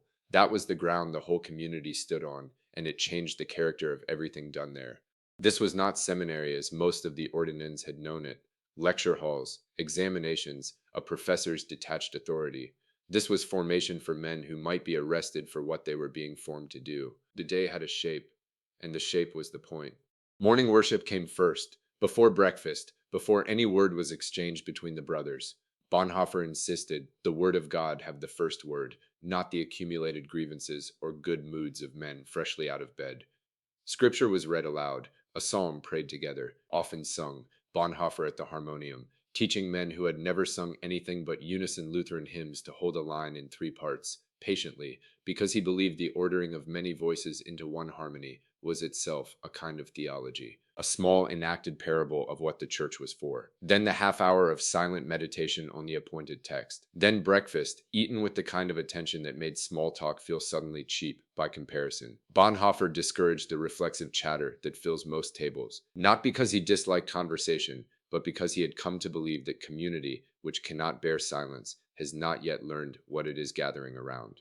The middle of the day held lectures, Bonhoeffer's own course on discipleship, worked out loud in that room before it ever reached a printed page, along with instruction in preaching, in pastoral care, in the practical craft of running a parish under a government that watched its clergy. But the afternoons were just as deliberately unacademic. Manual work in the garden, sport. Bonhoeffer had played tennis and swum since boyhood, and saw no reason theological students should neglect their bodies in the name of seriousness. A man ground down by nothing but books was no good to a suffering parish. And in the evening, before the day closed the way it opened, in worship, there was time set aside for what Bonhoeffer considered nearly as important as the sacraments themselves, brother confessing to brother. He took the instruction of the Epistle of James with a literalness that startled some of the ordinands at first. Confess your sins to one another and pray for one another that you may be healed. Not confession as a private transaction between a man and his diary, not sin quietly regretted and privately forgiven in the silence of one's own conscience, but sin spoken aloud into the hearing of another Christian, and grace spoken back by that same brother's mouth. Bonhoeffer had come to believe that a man alone with his sin remains alone with it no matter how sincerely he repents, because he is still trapped inside his own verdict on himself, still able to tell himself comforting half-truths in the space where only he is listening. But sin confessed to another person breaks that solitary confinement. It brings the darkest, most shameful thing a man carries out into the light of a second person's presence, and there, spoken and heard, it can finally be forgiven, not abstractly, not in principle, but concretely, by a real voice belonging to a real brother who has heard the whole of it and does not walk away. This was not add-on piety. This was the very heart of what Bonhoeffer meant when he spoke, as he increasingly did in those Finkenwalde years, of cheap grace and its opposite. He had been circling the phrase for years, but it was at Finkenwalde, teaching the Sermon on the Mount verse by verse to men who would soon be pastoring congregations under an increasingly hostile state, that he found its final and most piercing form. Cheap grace, he told them, is grace we bestow on ourselves. It is forgiveness without requiring repentance, baptism without church discipline, communion without confession, absolution without the personal confession that makes absolution mean anything. It is the church selling the treasure of the gospel at a discount, doctrine and dogma proclaimed at full volume from every pulpit in Germany, while the call to follow Christ, actually follow him, in the shape of one's actual life goes unspoken, because that call is inconvenient, because it might ask something of the hearer beyond mental assent. Cheap grace, he said, is grace without the cross. It is grace without Jesus Christ, living and incarnate. Costly grace is the opposite in every particular. It is costly because it calls a person to follow, and grace without following is not grace at all, but the word grace used as a cover for something cheaper. It is grace because it is still God who calls, God who bears the cost first, and invites us only into what he has already borne. It costs a man his life. Bonhoeffer meant this in no metaphorical sense, and the men sitting in front of him at Finkenwalde would within a decade prove exactly how literally he meant it, and it is the only life truly worth living, because any life lived apart from that costly call is, in the end, no life at all, only a slow forgetting of what one was made for. He wrote it all down eventually. The Cost of Discipleship was published in 1937, drawn almost entirely from the lectures given in that Finkenwalde lecture hall. And it remains, of all his books, the one most directly addressed to a church that had made peace with cheap grace and needed urgently to be told so. But the book came after. The living came first. Finkenwalde was not a seminary that produced the theology of discipleship as an intellectual exercise and then hoped its students might apply it. It was a community that practiced discipleship daily, the early prayer, the silence, the confession, the shared bread, the shared poverty, since the seminary was chronically short of money and every ordinate knew it, and the theology rose up out of that practice like heat off a stove. Bonhoeffer did not think his way to life together. He and his brothers lived at first in that cold house by the Baltic, and only afterward, once the Gestapo had taken the house away from them, did he sit down and write what they had lived, so that other Christian communities scattered across a broken church might have something of it too. Among the men who arrived at Finkenwalde in its first year was a young theologian named Eberhard Bethge, and what began between the two of them there, teacher and student at first, then something closer to brothers, would become the deepest human friendship of Bonhoeffer's adult life. It was Bethge who years later would receive the letters from Tegel prison that the world now reads as some of the most searching theology of the 20th century. It was Bethge who preserved them, edited them, and gave his life afterward to making sure the world understood who had written them and why. But in 1935, he was simply one more young pastor learning, alongside the others, how a man prays alone with a single verse for 30 minutes without cheating. How a man says out loud to another human being the exact shape of his failure. How a man sits at a common table without needing to fill every silence with the sound of his own voice. The friendship that would carry Bonhoeffer's theology to the rest of the church decade after decade began in that ordinary discipline, day after day, in a house with a leaking roof and not quite enough money for coal. There was joy in it, and this needs saying plainly because it is easy for a reader who knows how the story ends to imagine Finkenwalde as grim rehearsal for martyrdom, all shadow and no light. It was not. The brothers played chamber music together in the evenings. Bonhoeffer was an able pianist and loved nothing more than an hour of Beethoven or Schubert with friends who could hold their parts. They walked in the woods. They laughed, argued theology past midnight, celebrated birthdays with real cake when the money allowed it, teased one another with the easy affection of young men who had come to genuinely love each other's company. Bonhoeffer wanted this understood as part of the discipline, not apart from it, that a Christian community starved of laughter and music and friendship had misunderstood what it was gathering for. The cross was real and coming. It did not require the brothers to live as though it had already arrived. The Gestapo closed Finkenwalde in September of 1937. 27 former seminarians were arrested that same year, scattered across prisons and camps for the crime of having been trained by an unrecognized church for a ministry the state had outlawed.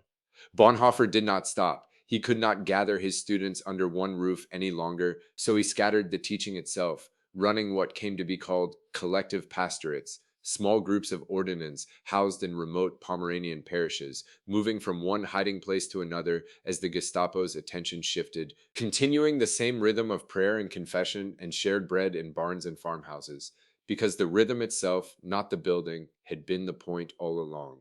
The seminary had a building for 2 years. Life together, once it had been lived that deeply, needed no building at all to go on being true. He wrote the small book by that name in 1938, in the weeks after the collective pastorates had absorbed what remained of the community. And he wrote it not as memoir but as gift, a manual, almost, for any group of Christians anywhere who wanted to know what it looked like to actually gather around the word together, to pray the Psalms together, to confess to one another, to eat the same bread. He had lived it in a house by the Baltic with young men whose names would soon appear on Gestapo lists. He wanted every reader who never set foot in Pomerania to have some access to what that had been. The question Bonhoeffer would spend the rest of his short life answering, "Who is Christ for us today?" had already found its first concrete answer at Finkenwalde, though he could not have named it so plainly then. Christ was the one who called a man to follow, not merely to believe, who could be met not in a doctrine held at arm's length, but in a brother's confessed sin and a brother's spoken forgiveness, in bread broken at a common table, in a half hour of silence that asked nothing of a man except that he stay present to the text and let it do what it would. The seminary had been shut, its students scattered, several already imprisoned, and still the answer held, because it had never depended on the building. It depended on brothers keeping faith with one another in the shape of ordinary days. And that, once learned, could not be taken by any Gestapo order, however final it looked on paper. What Bonhoeffer carried out of those 2 years was not a finished theology so much as a settled certainty that the church which had said no to Hitler in 1934 would now have to learn slowly in daily practice what saying yes to Christ actually cost. Finkenwalde had shown him the shape of that yes. The years still ahead of him would ask whether he was prepared to keep living inside it when the cost stopped being theoretical and became, as he had always said it would, his very life. In the autumn of 1940, a set of papers crossed the desk in Berlin that would decide the shape of the rest of Dietrich Bonhoeffer's life. He was 34 years old, a pastor without a pulpit, the director of a seminary the Gestapo had already padlocked.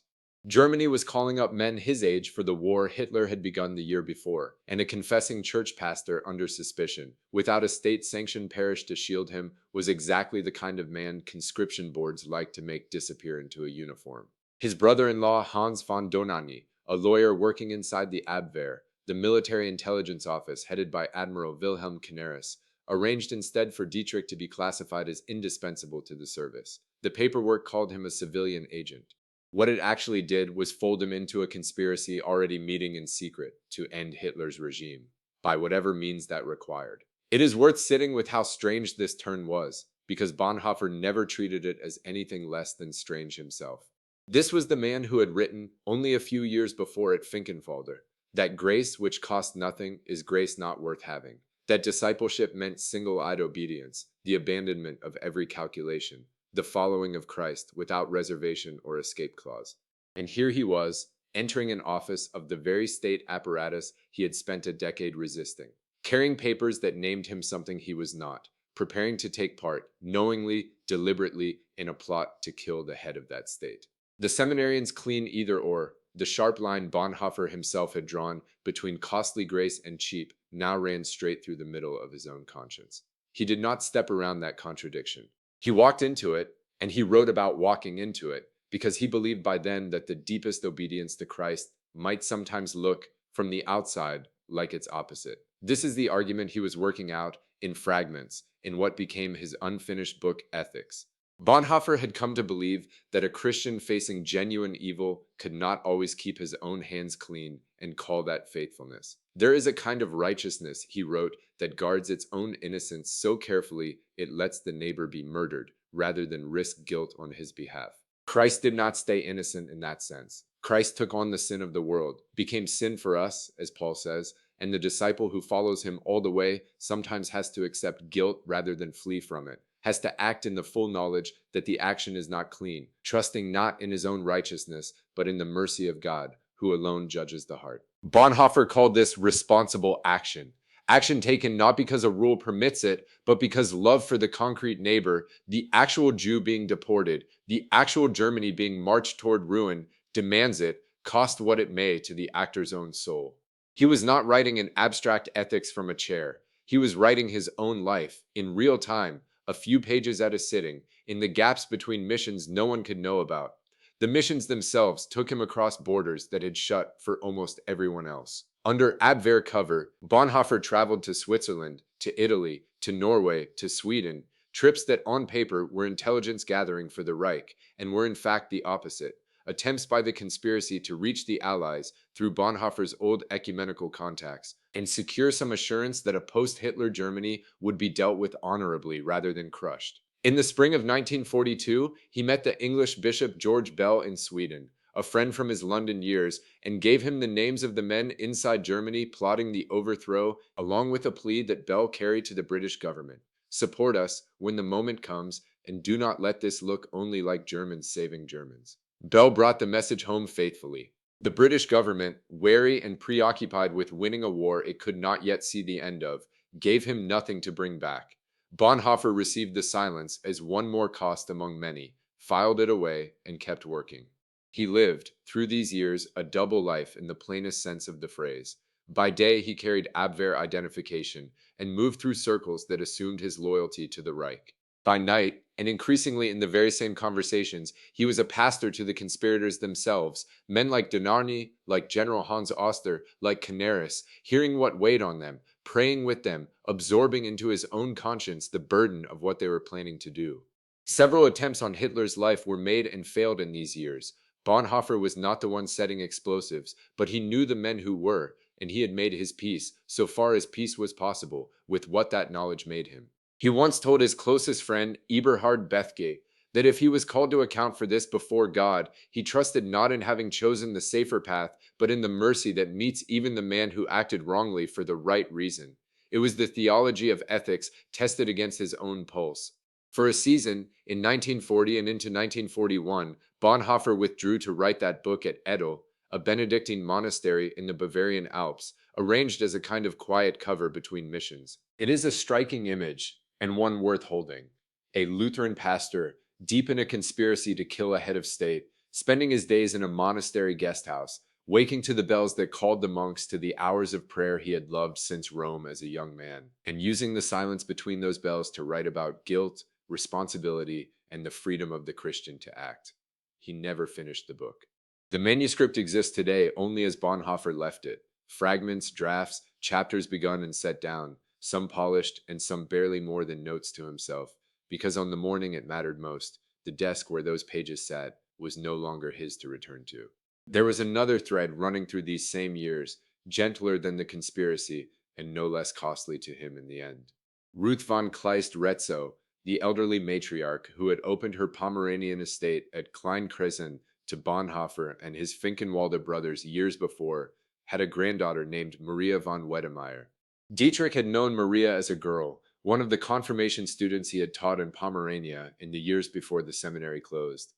By 1942, she was no longer a girl. Her father and her brother had both been killed on the Eastern Front that year. Grief had aged her, as it does, faster than the calendar.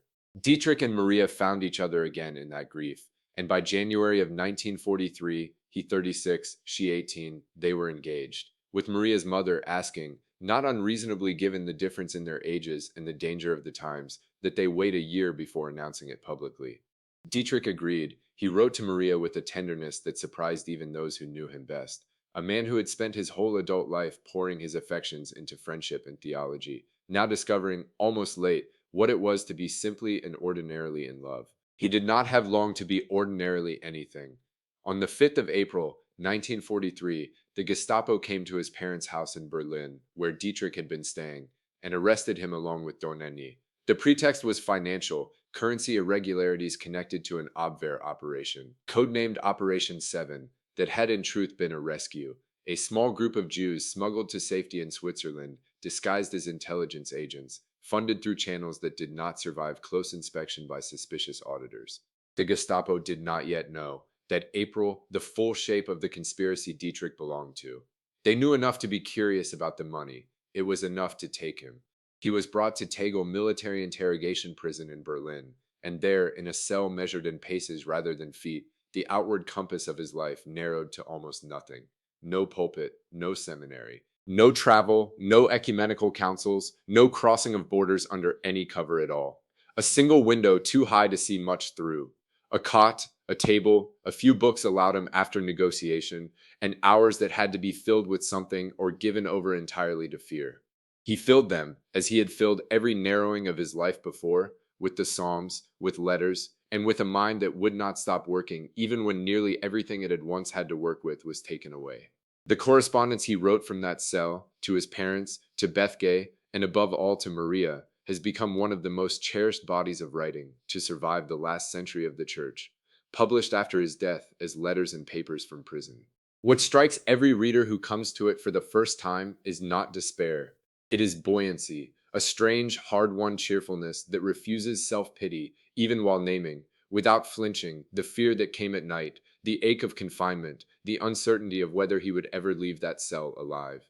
He wrote poems there, among them the haunting self-examination, "Who am I?" A poem that asks whether the calm, disciplined man his guard saw was the true Dietrich Bonhoeffer, or whether the trembling man he felt himself to be in the dark was nearer the truth, and answers finally that God knows him either way, and that is enough. It was in these same letters, written in the narrow space of that cell, that he began to press toward the question that would occupy him for whatever time remained. Not who Christ had been for the church of the 16th century, or the church of his own comfortable youth, but who Christ is for us today. For a world come of age, for people who could no longer be handed easy religious answers. For a Germany that had let itself be led into unspeakable evil by men who went to church every Sunday. He did not answer the question fully. He was not given the years for that. But he asked it from inside a cell, at the point of maximum pressure on his own life, and the asking itself became a gift to every generation of Christians who would read him after. Maria was allowed to visit, though rarely, and always under guard, always with a table or a grill between them that made the ordinary intimacies of an engagement, a hand held, a private word, nearly impossible. She came anyway, as often as the prison authorities and the wartime trains would allow, carrying what news she could from a world he could no longer move through, and carrying back to her mother's house in Pomerania a version of hope that had to survive on letters and the memory of a few stolen minutes. He wrote to her that he did not want her to grieve for him in advance, that whatever came, their love had already been real and was not diminished by walls or uncertainty. It was, in its way, its own small parable of costly grace, a love that gave without knowing what it would receive back, sustained not by circumstance, but by fidelity alone. By the time a full year in Tegel had passed, Dietrich Bonhoeffer's outward life had narrowed to almost nothing a free man would recognize as a life at all. No congregation, no seminary, no fiancé he could touch. No manuscript he could finish, the pages of ethics still sitting, unfinished, wherever they had last been left before the arrest. And yet inside that narrowing, something else had not narrowed at all. His letters from this period show a mind ranging as widely as it ever had, over theology, music, poetry, the fate of the church, the Schutte. Eberhard Bethge kept the letters in a tin box for years before he could bring himself to open it properly. He had carried pieces of Dietrich Bonhoeffer's imprisonment out of Tegel himself, folded into books, tucked under loaves of bread the guards let pass, smuggled by a sympathetic warder named Knobloch, who risked his own neck to keep a friendship alive across prison walls. Some pages had traveled in a thermos flask. Some had simply been copied out by hand, late at night, and returned before anyone noticed they were gone. By the time the war ended, Bethge held perhaps the strangest inheritance any friend has ever received: 2 years of a man's unfinished thinking, written to no public, addressed only to him and to Maria von Wedemeyer and to Bonhoeffer's parents, never intended for print. He did not touch it for a long while. Grief does not organize itself on a schedule, and Bethge had lost, in the space of weeks in April 1945, the man who had been his closest friend, his brother-in-law by marriage, and in some sense his spiritual father, though Bonhoeffer was only 6 years older.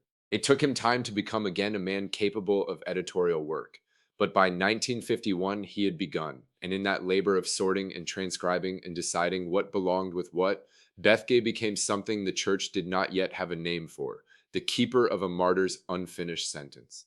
The book that resulted, Letters and Papers from Prison, did not read like theology as anyone had written it before. There were no footnotes, marshalling authorities, no careful progression of argument toward a thesis. There was a man in a cell, working through scripture and philosophy and memory in the same breath he used to ask after his parents' health or thank Maria for a parcel of cigarettes. There were fragments of a novel he never finished, a play he abandoned, poems written in the last winter of his life, and there was, scattered through the letters of 1944, a question that would not let the 20th century alone. Who is Christ for us today? He had asked it first to Bethgate in a letter dated April 30th, 1944, wondering aloud what Christianity could mean to a world that had, in his phrase, come of age, a world that no longer needed a God to explain the weather or cure disease or answer the questions science had learned to answer on its own. He was not abandoning faith when he wrote that. He was doing what he had always done from his student days, arguing with Reinhold Niebuhr's students in New York, to his last free years arguing with the German Christians over the Aryan paragraph. He was refusing to let faith retreat to a smaller and smaller corner of human life, a private consolation for the hours when nothing else worked. He wanted Christ at the center of a whole life, a whole world, not christened onto its edges as decoration. The question was not despair. It was, in its odd way, the most hopeful thing he ever wrote, because a man in Tegel prison awaiting almost certain execution does not spend his remaining strength on a God he thinks has become irrelevant. He spends it wrestling with the God he still believes must be Lord of everything or Lord of nothing. When the letters reached print, they landed in a theological world hungry for something and unsure what. It was the early 1960s. Traditional pieties were fraying at the edges in Europe and America both, and some readers, not carefully, not patiently, seized on Bonhoeffer's phrase, religionless Christianity, and ran with it toward conclusions he never intended, building a brief and noisy movement that announced God's death and claimed Bonhoeffer as its prophet. It was a misreading and a painful one for those who had known him. The man who wrote those letters had spent his last morning on earth leading a small congregation of fellow prisoners in worship, praying with a text from Isaiah, asking Payne Best to remember him to the Bishop of Chichester. He had not stopped believing. He had been trying, in the only hours left to him, to think through what faith looks like when it can no longer lean on comfortable Christendom, when the church cannot assume the world's automatic deference, when belief has to be chosen rather than inherited. That is a harder question than atheism, not an easier one. Careful readers came to understand this in time. Bethge himself spent decades of lecturing and writing to make sure they did, and the deeper Bonhoeffer, the one who had written The Cost of Discipleship and lived life together at Finkenwalde, gradually reclaimed his own words from those who had borrowed them too quickly. The Cost of Discipleship had already begun its own quiet work by then, moving through seminaries and monasteries and parish libraries in translation, doing exactly what its author intended, naming cheap grace so precisely that congregations could no longer mistake it for the real thing. Cheap grace, Bonhoeffer had written from the safety of Finkenwalde in 1937, is grace without discipleship, forgiveness without repentance, communion without confession, the cross without the crucified. Costly grace is the grace that calls a person to follow, and it costs a life and gives in return the only life worth having. It is not a subtle distinction. It is meant to be felt as an accusation, and it has done exactly that in every generation of readers who have picked the book up expecting comfort and found instead a summons. That summons crossed the Atlantic long before most Americans knew Bonhoeffer's name. It crossed in the suitcases of refugee theologians, in the correspondence of ecumenical networks that had never entirely broken during the war, in the hands of students who had studied under Reinhold Niebuhr at Union, and remembered the German exchange student who had once sat in their seminar and then gone home to argue with Hitler's church. By the 1950s and 1960s, when the American church found itself confronted by its own crisis of costly obedience, not under a swastika, but under Jim Crow, Some of its preachers reached for Bonhoeffer's words because they recognized in them a theology already tested against exactly the temptation they were facing. The temptation of a church that blesses the existing order rather than judging it. The distinction between cheap grace and costly grace found its way into pulpits across the American South in those years, spoken by preachers who understood, as Bonhoeffer had understood in Berlin, that a gospel which asks nothing of its hearers is not the gospel of the New Testament. In Selma, in Montgomery, in the small black churches that carried the weight of the civil rights movement on their backs through beatings and bombings and jail cells, ministers spoke of a faith that cost something, a discipleship measured not in doctrinal assent, but in bodies willing to march, to kneel, to be struck, and rise again. Martin Luther King Jr. had studied theology at Crozer and Boston University in years when Bonhoeffer's name and writing were becoming known in American academic circles, and the resonance between King's vision of costly nonviolence and Bonhoeffer's costly grace was not an accident of language. Both men had looked at a church comfortable with injustice and asked the same underlying question in different words. What does it cost to actually follow Jesus here, now, in this specific unjust arrangement of the world? Both paid for the answer with their lives. King on a motel balcony in Memphis in 1968, Bonhoeffer on a gallows in Flossenbürg 23 years earlier. Neither death was an accident of history. Both were the last sentence of a theology lived all the way through. The church has never stopped needing that confrontation. Every generation builds its own version of the German Christian movement's error, its own way of letting comfort and nationalism in the path of least resistance pass for faithfulness, and every generation has needed someone to stand up, as the confessing church stood up at Barmen in 1934, and say, no, that is not the gospel, that is a substitute for it, and we will not sign our names to the substitute. Bonhoeffer's writing has supplied language for that refusal again and again in South Africa during apartheid, where theologians named the state church's silence as cheap grace and drew directly on the Barmen tradition to articulate their own confession. In Latin America, where liberation theologians read the cost of discipleship alongside the Magnificat, and heard in both the same insistence that God takes sides with the crucified of the earth.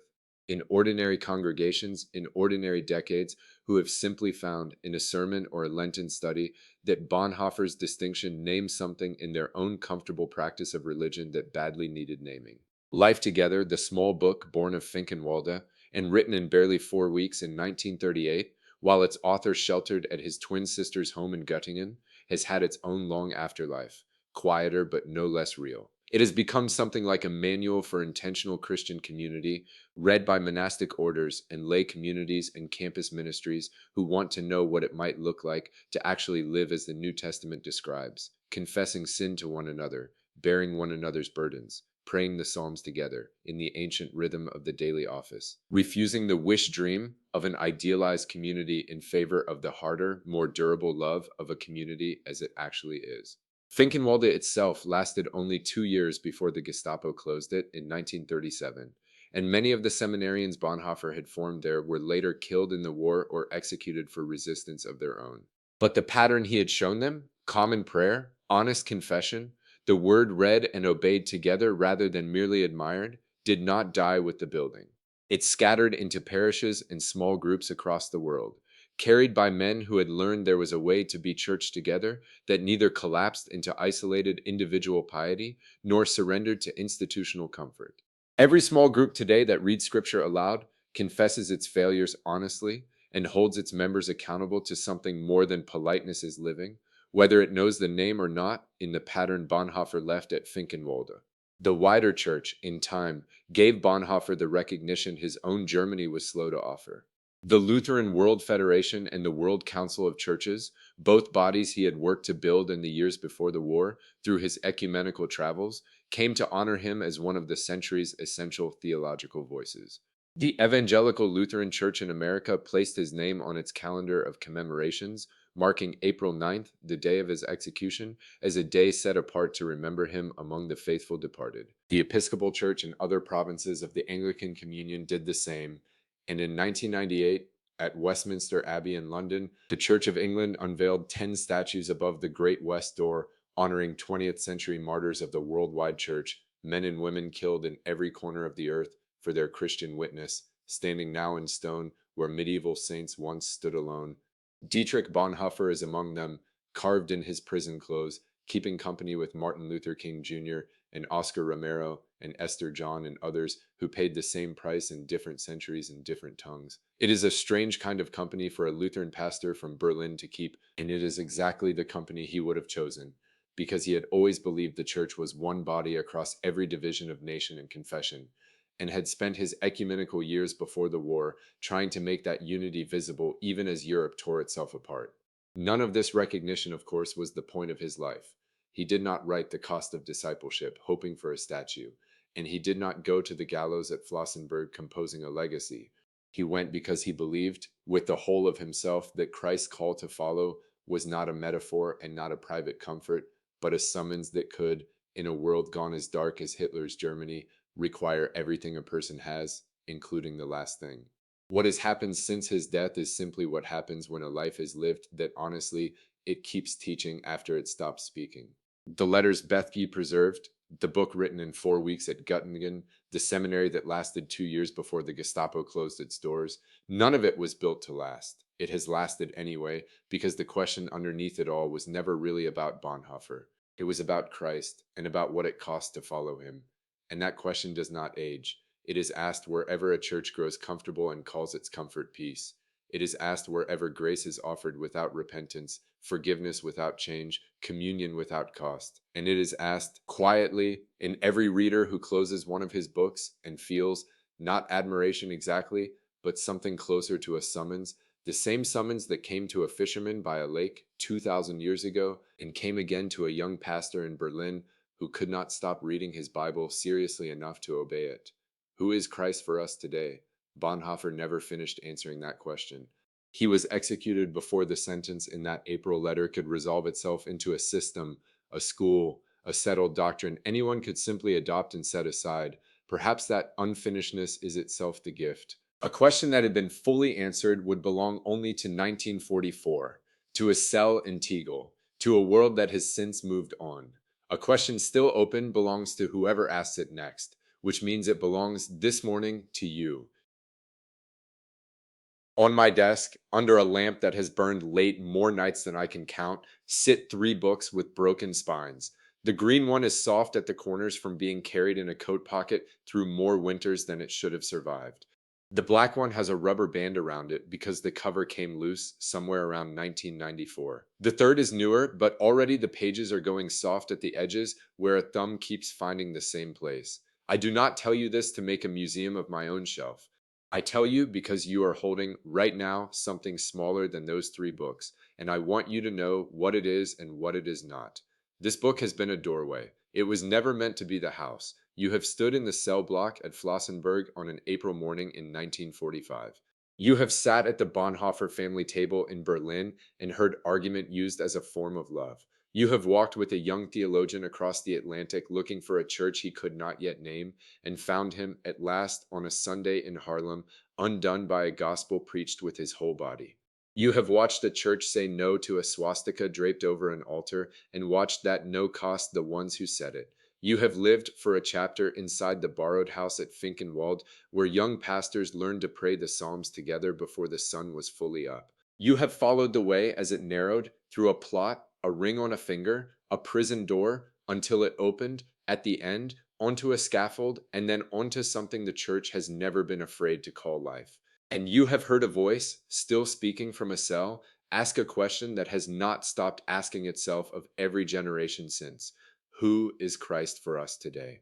If that question has lodged in you, and I suspect it has, or you would have set this book down chapters ago, then you are ready for more than an introduction. You are ready for the 3 volumes that hold the fuller life. I want to tell you plainly and without hurry what waits in each one. The first is called Called Before the Crisis. It is the book of formation, the long, unspectacular work of a soul being made capacious enough eventually to receive costly grace. You have met pieces of this story already. The Grunwald household with its tutors and its music and its unembarrassed intellectual rigor. The twin sisters Sabine, with whom Dietrich shared something like a second conscience. The father Karl, whose science of the mind never once mocked his son's turn toward theology. But the fuller volume gives you the years in full, Tübingen, where he first sat under lecturers steeped in the liberal Protestant tradition he would spend his life both honoring and outgrowing. Berlin, where Adolf von Harnack's seminar table gave him the discipline of rigorous historical thought, even as he began quietly to want something Harnack's Christianity could not give him. The doctoral dissertation, Sanctorum Communio, written before he was 22, already asking what it means for the church to be Christ existing as community. It gives you the year in Barcelona, restless and a little lost. It gives you the year in New York in full. Not only the Sunday in Harlem you already know, but the friendships that Sunday opened, the long walks and longer arguments with Reinhold Niebuhr's students, the growing conviction that a theology which could not speak to the poor and the suffering was not yet a theology worth having. Called before the crisis is patient with all of it, because it believes, as I believe, that no one arrives at costly grace by accident. Someone forms the soul that can bear it. This book shows you the forming. The second volume is The Narrow Way. This is the book of action, Bonhoeffer living out, under maximum pressure, what he had spent his 20s learning to name. You have already walked partway down this road. The confessing church's refusal, the Barmen Declaration, the illegal seminary at Finkenwalde with its shared prayer and its shared bread, the narrowing that began the day the Gestapo closed the seminary doors. The narrow way slows down inside all of it. It gives you Finkenwalde day by day, the wake-up bell, the half hour of silent meditation on a single verse of scripture that Bonhoeffer insisted his ordinands sit with, whether or not it felt like anything was happening, the confession practice between brothers because he believed, with unfashionable seriousness, that a Christian who will not confess to another Christian is still, in some hidden room, alone. It gives you the slow, terrible arithmetic of a man who loved peace and could not, in conscience, remain only a man of peace, his entry into the Abwehr resistance, his work as a courier for a conspiracy that knew it might fail and knew what failure would cost. It gives you Maria von Wittemeyer, young enough to be his daughter's age and unafraid to become his fiancée anyway, and the strange tender letters that passed between a prison cell and a family estate. It gives you April 5th, 1943, the knock at the door, Tegel prison, and the 18 months that followed, not compressed as they had to be here, but held at the pace a life like that deserves. This is the volume for anyone who has ever wondered what it actually costs to live the sermon you preach. It does not spare you the cost. It also does not let you look away from what such a cost purchases. The third volume takes its title from the word this whole series has been circling from the first page, costly grace. This is the book of legacy, what Bonhoeffer's death asked of the church that outlived him, and what it asks still of you. It is the story of Eberhard Bethge, the friend to whom most of the prison letters were written, who carried those pages through the last chaotic months of the war hidden in a garden and in a boot, and who gave the rest of his own long life to making sure the world would have them. It is the story of how discipleship and life together and the fragments of the unfinished ethics found their way into seminaries and prayer groups and protest movements on every continent. How a Lutheran pastor's prison theology became, without his ever intending it, a resource for Christians resisting apartheid in South Africa, for the American civil rights movement, for every confessing church-shaped community since that has had to ask what faithfulness cost when the state demands otherwise. It is the story of how the Church, Lutheran and Anglican and Reformed and Roman Catholic, meeting nowhere else in perfect agreement, came to place his name on its calendars alongside the martyrs of every century, not as a gesture, but as a recognition of what he plainly was. And it is, finally, the book that turns and asks you the question directly. Who is Christ for us today, in your parish, in your marriage, in the decision in front of you this week that no one else can see? Costly grace does not answer that question for you. Bonhoeffer never answered it for anyone. He only showed with his whole life what it looks like to keep asking it and keep obeying what the asking required. 3 volumes then. Formation, action, legacy. A soul being made, a life being spent, a question being handed on. Together they run to something over 250,000 words. And I will tell you honestly, because you have earned honesty by finishing this smaller book, that they do not read quickly. They are not meant to. Bonhoeffer himself told the young pastors at Finkenwalde to read scripture slowly, to let a single verse hold them for half an hour rather than skimming a chapter in 5 minutes, because the point was never information. The point was formation. I would ask the same patience of you with his own life story. Read Called Before the Crisis the way you would sit with a friend telling you about his childhood, unhurried, willing to be surprised by which memory turns out to matter. Read The Narrow Way the way you would sit at a hospital bedside, present, honest about the fear, unwilling to rush toward the ending. Read Costly Grace the way you would sit in a room with your own conscience, because that, in the end, is what it is asking you to do. I have spent a long stretch of my own life in these three books, longer than I spent in seminary, longer than most of the pastorates I have served. I do not say that to impress you. I say it because I want you to know this is not a project I undertook and then set down. Bonhoeffer has stayed. There are mornings I open discipleship to the chapter on the cost of grace, the way another person might reach for coffee, not out of discipline, but because I have come to need what is there. There are nights I have sat with the prison letters and felt, across 80 years in an ocean, in a language I do not speak, a friend telling me the truth about my own cowardice. That is not sentiment. That is what costly grace does to a reader who lets it in. It does not flatter. It does not console cheaply. It shows you Christ, and it shows you the shape of your own life next to him, and it leaves you no honest way to walk back out of the room unchanged. I want to say one more thing before I let you go, because I think it matters more than anything about publication dates or chapter counts. Bonhoeffer was not writing to be admired. He said this himself, more than once, in more than one form, that a faith which stops at admiration has stopped short of the gospel. The call that came to Peter on the shore of Galilee was not an invitation to stand at a respectful distance and consider what a remarkable teacher this Jesus was. It was two words, follow me. Bonhoeffer heard those same two words across the whole of his life, in a seminar room in Berlin, in a church pew in Harlem, in a borrowed house in Finkenwalde, in a cell in Tegel, on a scaffold in the Bavarian dawn. He did not hear them once and consider the matter settled. He heard them daily, the way a person hears their own name, and daily he had to decide again whether to answer. That is the invitation this whole book has been extending to you, chapter by chapter, without ever quite saying so outright. Not admire Bonhoeffer, not even, only read Bonhoeffer. Follow the Christ that Bonhoeffer followed, into whatever room your own life is asking you to enter, a hard conversation you have been avoiding, a compromise you have been quietly making peace with, a poor and suffering neighbor whose need has been easier to theologize about than to sit beside.